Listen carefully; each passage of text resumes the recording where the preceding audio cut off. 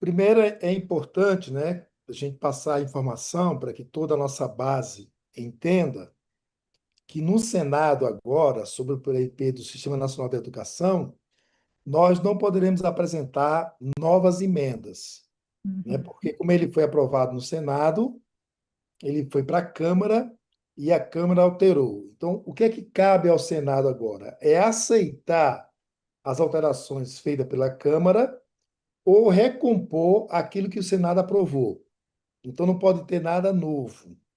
Então, toda essa expectativa que nós tínhamos de ter uma lei que avançasse mais, que regulamentasse mais, né, educação pública, educação privada, né, como a Madalena colocou, não teremos isso agora.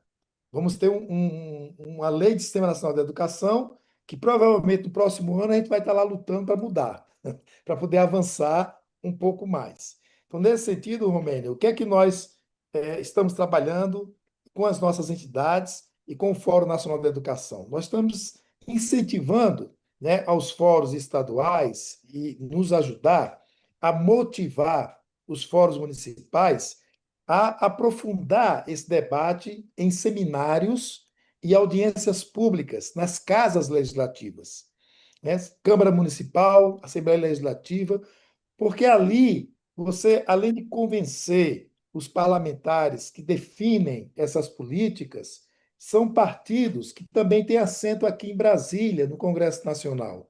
Então, a gente articular essas ações e tornar esta casa uma casa de fato representativa do povo, do eleitorado, porque ali tem temas que serão levados em debate para que a população, o eleitor e a eleitora tome conhecimento de todos os processos e, em cima dos processos, aprofundarmos em termos de conteúdo.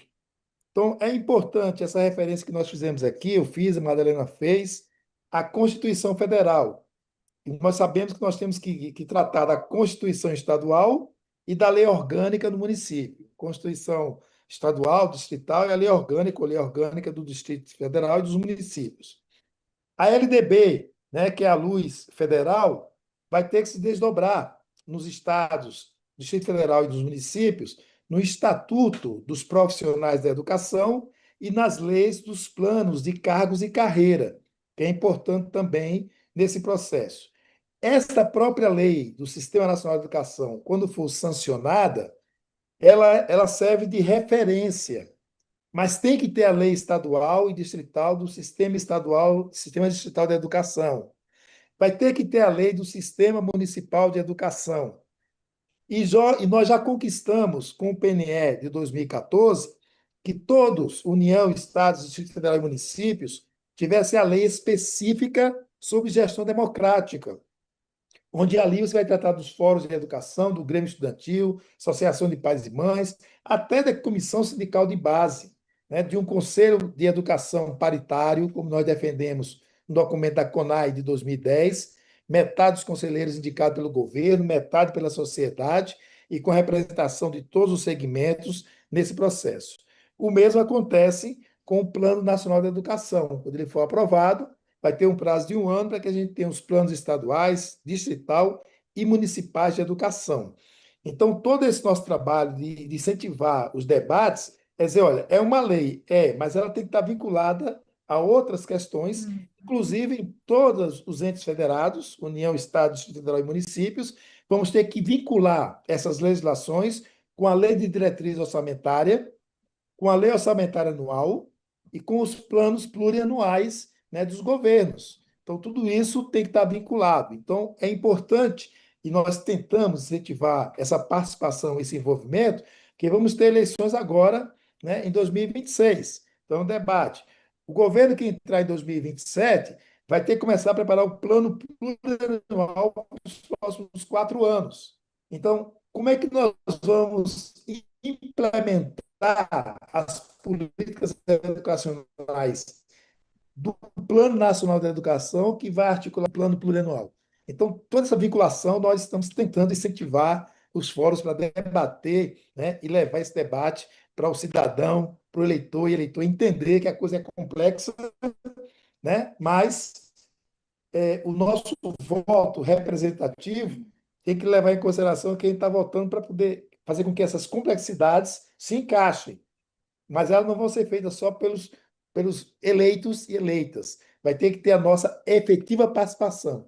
E por isso que nós achamos importante fortalecer, né, os fóruns municipais, estaduais, distrital e nacional de educação. Romênia.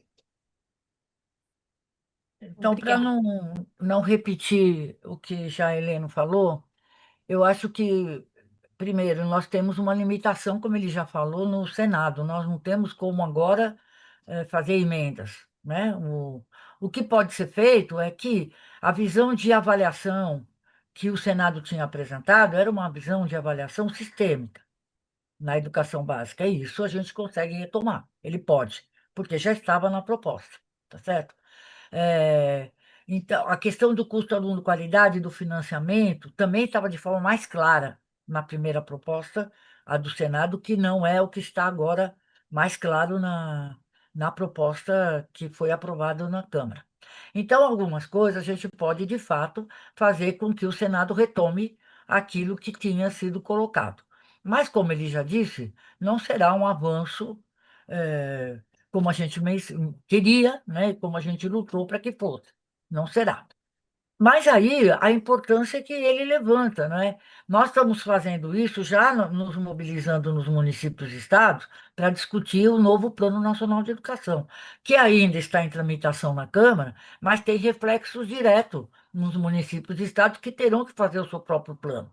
Se você mobiliza os municípios e estados através dos seus fóruns, você já fortalece seus fóruns, né?